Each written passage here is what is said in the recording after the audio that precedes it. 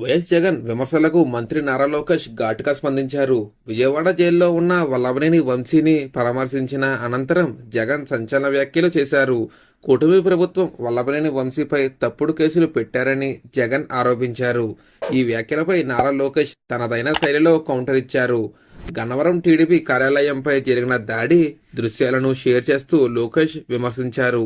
నిజం చెబితే తల 1000 ముక్కలు అవుతుందనే శాపం మీకేమైనా ఉందా జగన్ రెడ్డి గారు అంటూ లోకేష్ ఎద్దేవా చేశారు. పచ్చి అబద్ధాలను కాన్ఫిడెంట్ గా చెప్పడంలో జగన్ పీహెచ్డీ చేసినట్లు ఉన్నారని అన్నారు. మీరు ఏం చెప్పినా ప్రజలు నమ్ముతారని అనుకోవడం భ్రమ అని లోకేష్ సూచించారు. తెలుగుదేశం పార్టీ కార్యాలయంపై వైసీపీ రౌడీలు దాడి చేసిన ఘటనను గుర్తు చేశారు. అది కోట్లాది ప్రజలు కల్లారా చూశారని తెలిపారు.